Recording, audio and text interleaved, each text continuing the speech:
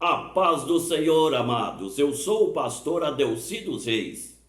Hoje nós estamos começando o primeiro trimestre de 2022 e nesse trimestre nós estudaremos a revista da nossa escola dominical que tem como título A Supremacia das Escrituras. Neste trimestre nós teremos lições comentadas pelo pastor Douglas Batista e hoje nós vamos estudar a primeira lição, que tem como título A Autoridade da Bíblia. Texto áureo. Bem-aventurados os que trilham os caminhos retos e andam na lei do Senhor. Salmo 119, versículo 1. Verdade prática. A Bíblia Sagrada é a autoridade final da nossa regra de fé e prática.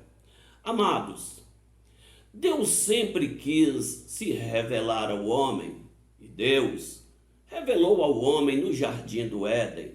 Após a queda, Deus continuou falando com o homem através da sua criação, isto é, através da natureza. Chegou o tempo que Deus quis dar ao homem uma revelação maior, e ele fez isto de duas maneiras. Primeiro, através da Bíblia, a palavra escrita. Segundo, através de Cristo, a palavra viva. Essas revelações foram necessárias devido ao fracasso da humanidade. Desta forma, a Bíblia, ela revela o plano salvífico de Deus para o homem, levando o homem a entender a sua vontade. Vamos para o primeiro tópico da nossa lição. A origem da Bíblia e a revelação divina. Primeiro ponto, a origem da Bíblia. Qual é a origem da Bíblia? Onde originou a Bíblia? O apóstolo Pedro, ele afirma nos seus escritos que a Bíblia, ela teve origem em Deus. E assim, nós podemos ver que ele fala de forma firme acerca desta verdade na sua segunda carta, capítulo 1, versículos 20 e 21. Pedro afirma que, acima de tudo, lembrai-vos que nenhuma profecia da Escritura é de particular interpretação, pois a profecia nunca foi produzida por vontade de homens, mas os homens de Deus falaram, inspirados pelo Espírito Santo. O apóstolo Paulo, ele vai também nessa mesma direção, quando afirma que a Bíblia, ela teve origem em Deus. Assim, ele afirma na sua segunda carta a Timóteo, no capítulo 3, o versículo 16, ele diz: toda a escritura divinamente inspirada, ela é proveitosa para ensinar, para repreender, corrigir e instruir em justiça. Os apóstolos, eles afirmaram que as escrituras, elas foram escritas por homens, mas homens dotados de uma capacidade espiritual tremenda. Eles estavam sob a supervisão, sobre a orientação do Espírito Santo. E assim, nós podemos ver que o Espírito de Deus, ele é o autor da Bíblia. O Espírito de Deus, ele deu a capacidade aos homens para escrever aquilo que eles recebiam do Senhor. A Bíblia, ela é a revelação que Deus, ele faz de si mesmo. E assim, nós devemos entender que a Bíblia, ela se constitui na nossa única regra infalível de fé e prática de vida que molda o caráter cristão. Vamos para o segundo ponto da nossa lição. Revelação geral. O que é a revelação geral? Revelação geral é a revelação em que Deus se faz conhecer em toda parte por meio da história, por meio do universo e da natureza humana. Vamos conhecer a forma da revelação que Deus ele faz através da história. Letra A. Na história. Deus ele se revela na história através da sua soberania e através da sua onipotência. Na história, Deus ele se revela de forma tremenda. Nós podemos tomar como base a história do povo de Israel no Egito, a maneira com que Deus tratou aquele povo, como Deus ele puniu o faraó, como Deus ele derramou as 10 pragas do Egito para punir o Egito, a fim de resgatar os filhos de Israel. Deus conduziu os filhos de Israel pelo deserto, colocou eles na terra de Canaã, e na história nós vemos como Deus ele tratou as nações vizinhas. Através da história, Deus ele se revela na sua soberania e na sua onipotência. Através da história, Deus também faz conhecer a sua vontade. Neste sentido, o profeta Daniel, no capítulo 2 e o versículo 21, ele afirma: é ele quem muda os tempos e as horas, ele remove reis e coloca reis. E assim nós podemos ver que na história Deus ele se revela de forma grandiosa. Deus também se revela no universo. Letra B. Como Deus se revela no universo? Deus se revela no universo através das coisas criadas. Deus se revela através da sua criação, através do céu, da terra, do mar. O universo é uma organização criada por Deus. Deus tem o controle do universo. Deus, ele age através do universo. A organização do universo é de forma tremenda. Tudo está no seu devido lugar. Deus tem o universo na palma da sua mão. E a organização do universo, como nós podemos ver no espaço sideral, através dos planetas, como Deus ele se revela através da terra e do mar, na organização da criação, nós podemos ver Deus na criação. E assim é que Deus ele se revela no universo. O universo manifesta a glória de Deus, e através do universo o homem pode compreender que existe Deus, que Deus está acima de tudo, que Deus está controlando todas as coisas. Deus também se revela através do ser humano, na letra C, no ser humano criado à imagem e semelhança de Deus. A natureza moral do homem, muito embora essa natureza é fracassada por causa da queda, essa natureza ela é caída por causa do pecado, mas mesmo assim Deus ele se revela na natureza moral da humanidade. Deus ele fez o homem perfeito. Deus dotou o homem de capacidade, fez o homem como coroa da sua criação, e assim no homem Deus se revela de forma grandiosa. Como Deus se revela no homem? Através da transformação espiritual do homem. Muitas vezes nós conhecemos na sociedade pessoas nocivas, pessoas que são rejeitadas, que estão à margem da sociedade.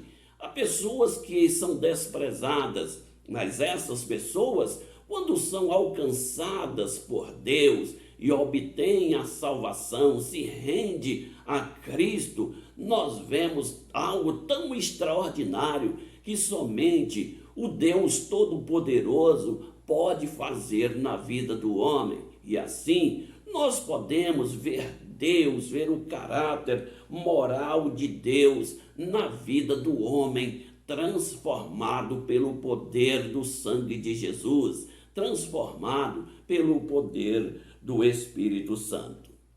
Vamos para o terceiro ponto da nossa lição: revelação especial. Primeiramente, nós podemos entender que na revelação geral, Deus se revela através da história, do universo e da natureza humana. Mas Deus também se revela de forma especial. E o que é a revelação especial de Deus? É a revelação que Ele faz de si mesmo através de Cristo e através das Escrituras. O capítulo 1 do Evangelho de João, o versículo 1, a Bíblia nos diz acerca de Cristo: no princípio era o Verbo estava com Deus e o Verbo era Deus. Ele estava no princípio com Deus e todas as coisas foram feitas por meio dele. E assim nós vemos que através de Cristo, a palavra viva, Deus se revela de forma plena, Deus se revela de forma especial à humanidade. Mas Deus também se revela através das Escrituras. E assim nós podemos ver que a Bíblia, ela é a revelação de Deus. Quando Jesus ele questionava com as autoridades, os fariseus e saduceus, ele disse: examinai as Escrituras, porque julgais ter nela a vida eterna, e são elas que testificam de mim. Veja que esta revelação de Deus, ela oferece ao homem a redenção dos seus pecados. Quando nós falamos em redenção, precisamos compreender o que é redenção. Redenção significa comprar por preço. Redenção significa resgatar mediante pagamento. E esta palavra redenção, ela está nos escritos do Antigo Testamento. Redenção diz respeito a uma condição vivida por algumas pessoas. Quando alguém se tornava endividado, ele perdia a sua herança, perdia a sua terra. E quando ele não tinha mais patrimônio, ele perdia a sua liberdade, se tornava escravo. E assim ele vivia de forma humilhante. Através da redenção, um parente próximo, um tio, um sobrinho, um primo, poderia resgatar a liberdade daquele homem oprimido, devolvendo a ele a liberdade. E assim, ele pagava o preço da dívida e restituía as terras e restituía também a liberdade do homem oprimido. Você pode me perguntar: mas o que isto tem a ver comigo? O que isto tem a ver com a minha salvação? É aí que está a grandeza de Deus. Deus usou as coisas do passado como figura para as coisas do tempo presente. E assim, Jesus, ele se manifestou diante da nossa situação para nós nos resgatarmos. Nós vivíamos oprimido, escravizado pelo pecado. A Bíblia diz no Evangelho de João, no capítulo 8, que todo aquele que comete pecado é escravo do pecado. E a Bíblia também afirma que todos pecaram e destituídos estão da glória de Deus. Ora, se para haver um resgate tinha que ser alguém que não era escravizado, se para haver um resgate precisava ser alguém que não tivesse na mesma situação, não havia um homem que pudesse efetuar o resgate da alma fracassada do homem. Foi então que Jesus entrou em cena. Jesus entrou em cena porque ele é puro, ele é sem pecado, jamais cometeu pecado. Ele tinha todos os requisitos e autoridade para resgatar o homem. E assim, nós podemos ver na primeira carta do apóstolo Pedro, no capítulo 1 e o versículo 18, a Bíblia diz: não foi mediante coisas corruptíveis como prata ou ouro que fostes resgatado da vossa vã maneira de viver, mas com o precioso sangue, como de um cordeiro sem mancha, sem mácula, o sangue de Cristo. E assim, Cristo, ele efetuou a redenção, o resgate da humanidade para colocar o homem em plena liberdade espiritual. Por isso, a carta do apóstolo Paulo aos Gálatas nos afirma, capítulo 5, versículo 1, para a liberdade Cristo nos libertou, estais, pois, firme e não torneis a um jugo de escravidão. Então nós podemos ver que a revelação especial de Deus é o complemento que ele faz através da revelação geral na história, no universo e na natureza humana. Vamos então para o segundo tópico da nossa lição: evidências da autenticidade da Bíblia. Quando nós falamos em autenticidade, o que é a autenticidade? A autenticidade é aquilo que é autêntico. A autenticidade é aquilo que é legítimo, é o que é real. A palavra autenticidade, ela vem de uma expressão grega, autentes, que significa aquilo que é verdadeiro. E esse termo, ele indica a autoridade das Escrituras. E assim, nós podemos ver que a Bíblia, ela é autêntica e ela autentica a si mesma. A Bíblia é a última palavra. A Bíblia, ela responde à própria Bíblia. E assim, dentre estas evidências internas, nós podemos destacar alguns pontos. E quando falamos de evidências internas, nós estamos falando da evidência da autenticidade da Bíblia que está contida na Bíblia, a autenticidade das Escrituras que está confirmado nas Escrituras. Então vamos para a letra A: unidade e consistência. Através da unidade e da consistência, nós podemos conhecer a autenticidade da Bíblia.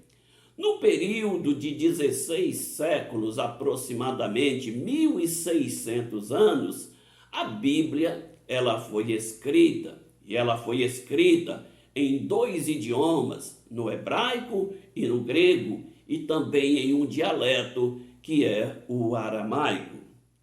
A Bíblia era composta de 2 partes. A primeira parte, o Antigo Testamento, a segunda parte, o Novo Testamento. E ela foi escrita por 40 homens que viveram épocas diferentes, em circunstâncias diferentes, em tempos diferentes, com costumes diferentes, tradições e padrões diferentes. Neste sentido, nós podemos ver que todas essas implicações das diferenças humanas faz com que a Bíblia ela se harmoniza, formando um todo sem qualquer contradição. Veja que os homens que escreveram a Bíblia, eles foram inspirados pelo Espírito Santo. O Espírito de Deus inspirou os homens para que eles registrassem aquilo que eles recebiam do Senhor. Mesmo em épocas diferentes, em costumes diferentes, em lugares diferentes, distantes um do outro, Os escritores, muitos não se conheciam, mas os seus escritos se harmonizavam. Foi assim que nós podemos ver que Deus usou legislador como Moisés, Deus usou profeta como Daniel, juiz como Samuel, poeta como Davi. Nós podemos ver que Deus usou músicos como Asaf, reis como Salomão. Vemos também que Deus usou homens do campo como Amós. Deus usou pescadores como Pedro e João. Deus usou homens públicos como Mateus. Ele usou também pessoas eruditas como Paulo. E nós podemos ver, mesmo nessa diversidade, Deus formou uma unidade chamada Escrituras. Vamos para a letra B, a ação do Espírito Santo. Por meio da leitura bíblica, nós podemos ouvir a voz de Deus, nós podemos sentir Deus, porque a Bíblia, ela é um livro atual, ela é tão atual como o jornal que vai sair amanhã. A Bíblia, ela é atual, ela tem resposta para os nossos problemas, ela trata com os nossos dilemas, e assim, todo aquele que aceita a mensagem bíblica, a palavra do Senhor, ele experimenta a chama do Espírito em seu coração. Quando nós lemos a Bíblia, ela trata conosco. A Bíblia, ela confronta com os nossos problemas, porque ela é a palavra viva do Senhor. Muitos têm a Bíblia como um livro antiquado, mas a Bíblia, ela não é um livro antiquado, ela se revela a cada manhã, se renova. A Bíblia, ela traz resposta para perguntas que são feitas no nosso tempo, e ela tem ainda resposta para problemas que surgirão ainda no futuro. Somente uma palavra vinda da parte de Deus pode ter tamanha eficiência, tamanha eficácia. Letra C, profecias de evento futuro. As profecias, elas são evidências da autenticidade da Bíblia. E as profecias bíblicas, elas têm o seu fiel cumprimento. Jamais uma profecia bíblica caiu por terra, porque as profecias bíblicas, elas foram ditas pelo Senhor, usando homens para falar aquilo que Deus queria transmitir. Neste sentido, nós podemos ver muitas profecias que, infelizmente, o tempo não dá para nós tratarmos devido à extensão e à limitação do tempo. Mas podemos falar de Jesus acerca do seu nascimento. O profeta Isaías, ele falou acerca do nascimento de Jesus, dizendo que Jesus nasceria de uma virgem.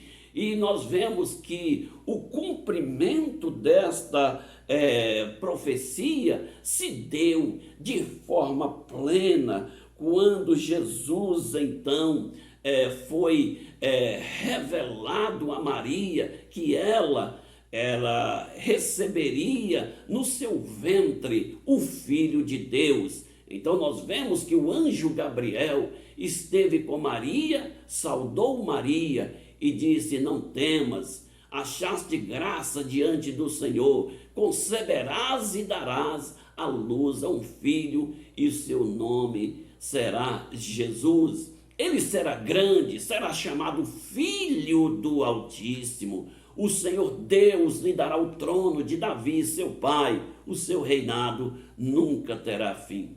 Nós vemos que as profecias bíblicas acerca de Jesus se cumpriram cabalmente. Quando Isaías falava que Jesus nasceria de uma virgem, nós podemos ver que mesmo estando em lugares diferentes, em tempos diferentes, Miqueias, no capítulo 5, versículo 2, afirma que aquele menino que ia nascer, profetizado por Isaías, ele nasceria na cidade de Belém, dando complemento àquela profecia. O profeta Isaías, no capítulo 53, traça um relatório completo da morte de Cristo. A visão foi tão esplêndida que o profeta Isaías via aquele acontecimento como se já fosse no passado. Os verbos aplicados por Isaías estão no passado.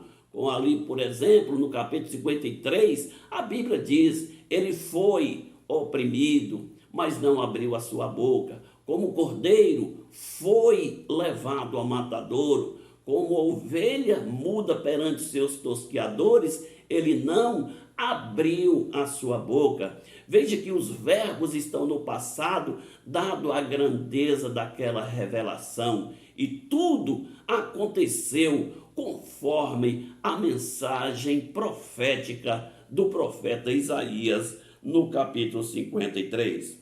Vamos para o segundo ponto: evidências internas. Vamos ver agora as evidências internas da autenticidade da Bíblia. O que são evidências internas? Evidências internas são os acontecimentos narrados nas Escrituras, mas que são também ratificados por outras fontes na história.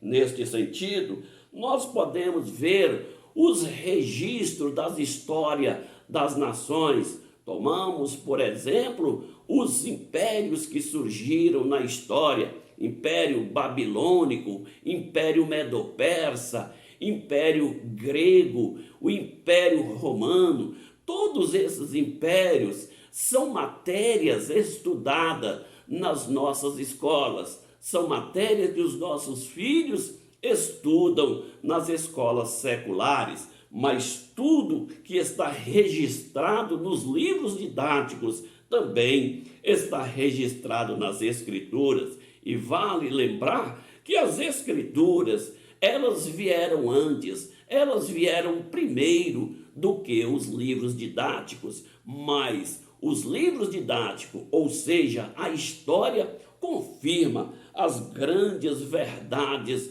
que estão nas Escrituras. E assim, nós podemos ver que outras fontes externas, como, por exemplo, as descobertas arqueológicas, que são realizadas até mesmo no nosso tempo, na era contemporânea, ou até mesmo no século passado, nós vemos as evidências de verdades contidas nas Escrituras, que foram registrados há cerca de milênios. E assim, nós podemos ver que até mesmo a ciência, ela autentica as verdades que estão nas Escrituras. E assim, nós vemos que a Bíblia, ela é tão pura e perfeita que o próprio Jesus, ele disse: passará o céu e a terra, mas a minha palavra não passará. Vamos para o terceiro tópico da nossa lição: a mensagem da Bíblia. Primeiro ponto: a supremacia da Bíblia. O que é supremacia? Supremacia é aquilo que está em grau de superioridade, é aquilo que é superior àquilo que é incontestável. A expressão latina sola escritura confirma que somente a Bíblia é a regra infalível. Somente a Bíblia, ela tem autoridade final em matéria de fé e prática de vida. E assim, nós podemos entender que a Bíblia, ela fornece o conhecimento necessário, o conhecimento essencial para a nossa comunhão com Deus e a nossa comunhão com o próximo. Assim também, nós podemos ver que na Bíblia está todos os requisitos estabelecidos pelo próprio Deus para que o homem ele possa aproximar-se de Deus. As doutrinas bíblicas que são necessárias para a salvação do homem estão registradas nas Escrituras de forma plena, de forma clara. A finalidade das Escrituras é exatamente isto: fornecer ao homem o conhecimento da salvação, revelar ao homem a salvação em Cristo Jesus. E assim nós podemos ver que nada é necessário acrescentar ou tirar das Escrituras. Tudo que o homem precisa saber acerca de Deus, acerca de si mesmo, acerca do plano redentivo de Deus, da sua vida eterna, está registrada de forma clara nas Escrituras. A Bíblia, ela é a fonte final de autoridade. Não existe uma autoridade além da Bíblia. Ela é a palavra final acerca de autoridade espiritual. Vamos para o segundo ponto: o poder da palavra de Deus. O livro de Hebreus, no capítulo 4, versículo 12, a Bíblia diz que a palavra de Deus, ela é viva e eficaz, mais penetrante do que espada de dois gumes, que penetra até a divisão da alma e do espírito, juntas e medula. Ela é apta para discernir os pensamentos e intenções do coração do homem. Quando a Bíblia afirma que a palavra de Deus, ela penetra até a divisão da alma e do espírito, está falando de coisa profunda. O homem é formado de corpo, alma e espírito. Ele é formado da parte material, que é o seu físico, o seu corpo, mas de parte imaterial, a alma e o espírito. Nenhum cientista ou pesquisador sabe onde está a divisão da alma e do espírito, mas Deus, ele conhece o homem por completo, afinal, foi ele que fez o homem. Então ele conhece o homem na sua estrutura física, mas ele conhece o homem também na sua estrutura imaterial. E assim, a palavra de Deus, ela vai aonde o homem não pode ir. A Bíblia afirma que a Escritura é apta para discernir os pensamentos e intenções do coração do homem. O homem tem pensamento, manifesta as intenções e os seus segredos. O coração do homem, há quem diga que é terra que ninguém vê e ninguém vai, mas é exatamente lá que Deus ele sonda os corações.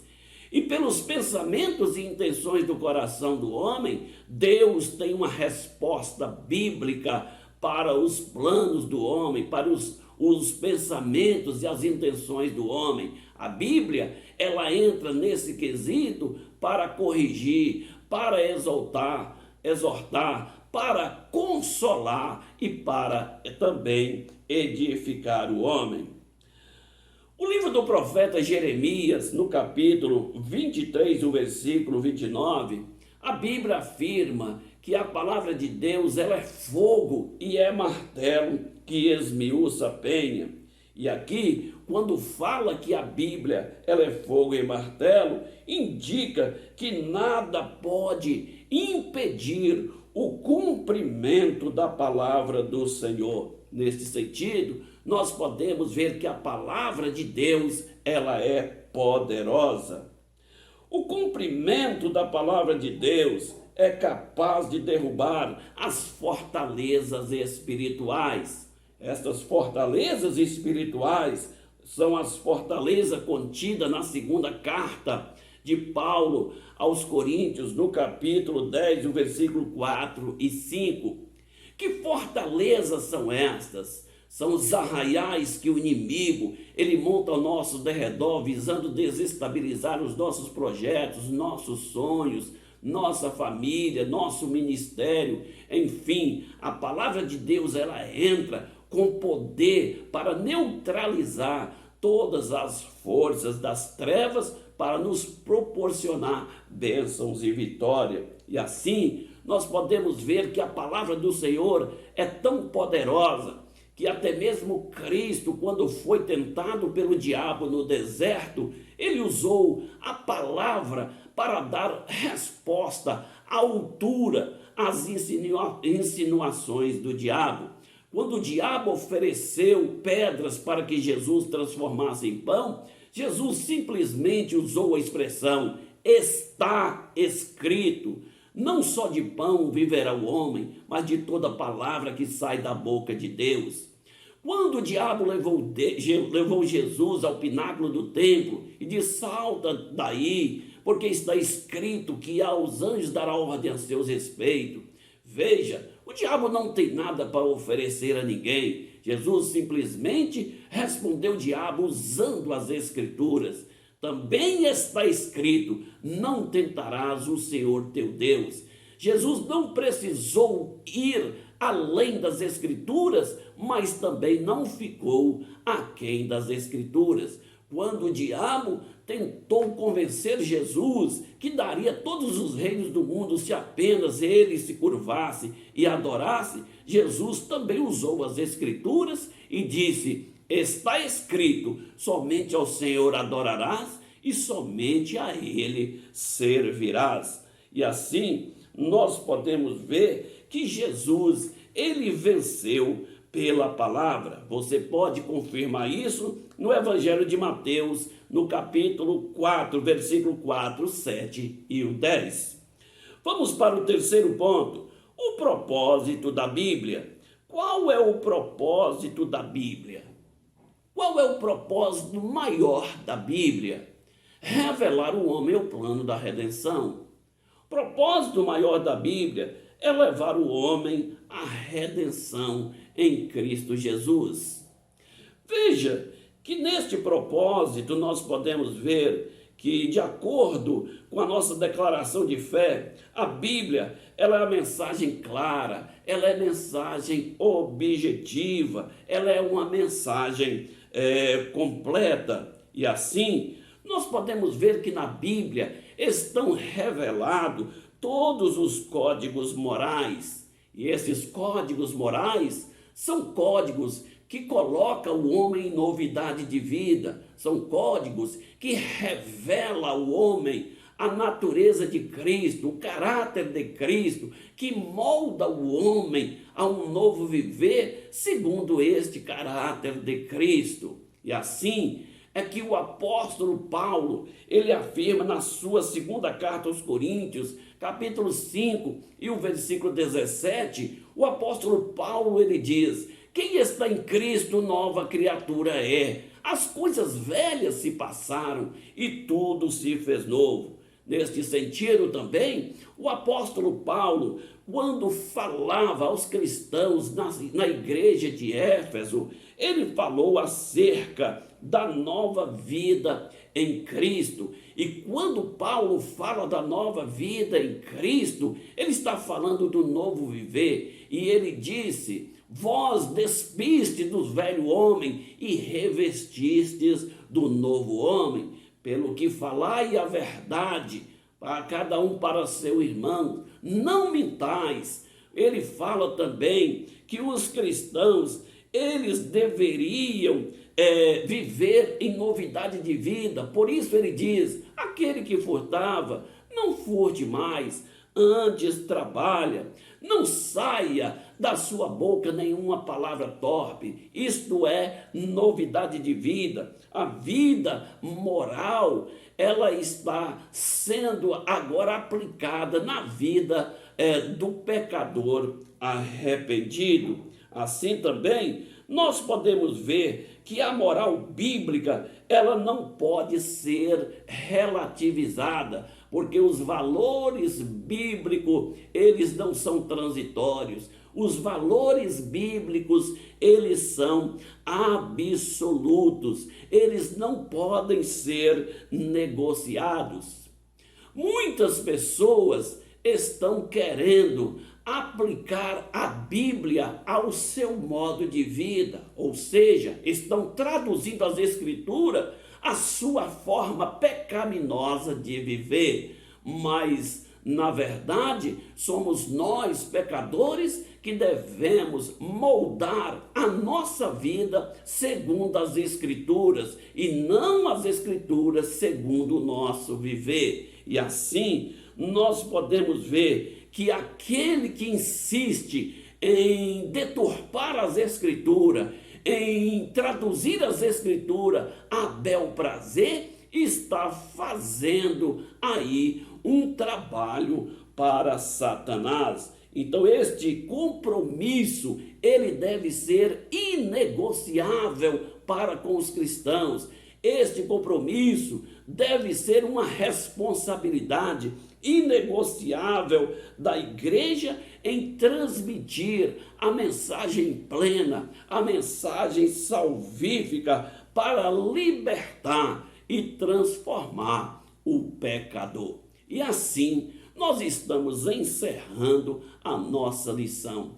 Tenham todos uma excelente aula. Que Deus nos abençoe.